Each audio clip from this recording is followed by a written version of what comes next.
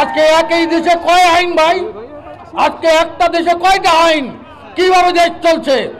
আজকে ঢাকা দক্ষিণের মেয়র আমাদের ইশরাক সাহেব, উনি মেয়র হোক, এটা আমরা স্বাগত জানাই। আজকে চিটাগাংয়ের মেয়র যারা ভোটে অংশগ্রহণ করে, ভোট বয়কট করেও তারা আজকে মেয়র হয়েছে, তাকেও আমরা স্বাগত জানাই। কিন্তু রংপুর সিটি কর্পোরেশনের বৈধ ভোটে নির্বাচিত পরিষদ আপনারা একই কলমের খোঁচায় বাতিল করে দেবেন, এটা রংপুরের মানুষ মানতে পারে না।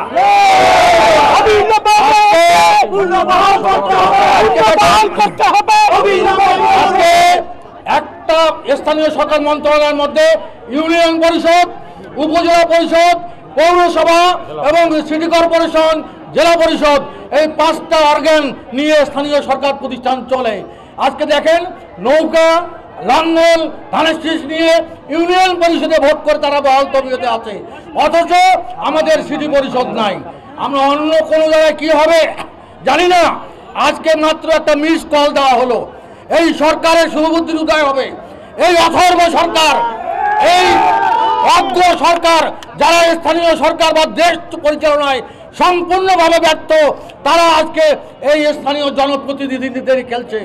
আজকে আপনারা বলেন যে আজকে বৈষম্যের বিরুদ্ধে আমরা আন্দোলন করেছি।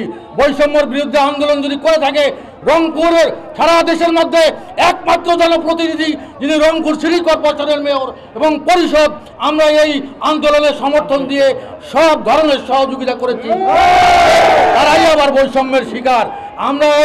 আমরা এখন দেশ চলছে মব ভায়োলেন্স, মব করতে বললেই জয়। ওই যে কথা আছে না যে আইন খালি গাইনের উপরে এক নোক্তা, বুঝলেন না? আমাদের আইনের প্রতি আমরা শ্রদ্ধাশীল ছিলাম দীর্ঘ সময়। একটা মেয়রকে অপসারণ করা হলে, একটা কাউন্সিলরকে অপসারণ করা হলে 90 দিনের মধ্যে ওই শূন্য আসনে নির্বাচন হয়। আজকে 9 মাস অতিক্রাম হলো, কিন্তু কোনো পরিষদ কার্যকর হচ্ছে না। আজকে এই সিটি কর্পোরেশন এমন একটা দুর্নীতিবাজ সিটি কর্পোরেশন, আপনাদের বিভাগীয় কমিশনারকে দায়িত্ব দিয়েছে, সে টাকা ছাড়া কিচ্ছু বোঝে না। প্রত্যেকটা ফাইলে 1% টাকা আগে গুনে নেবে, তালিকা দিবে, তারপরে সই করবে। রংপুরের মানুষের রক্ত চুষে এই ধরনের অথর্ব বিভাগীয় কমিশনারকে দায়িত্ব দিয়ে রংপুর সিটিবাসীর প্রতি একটা স্টিম রোলার চালানো হচ্ছে।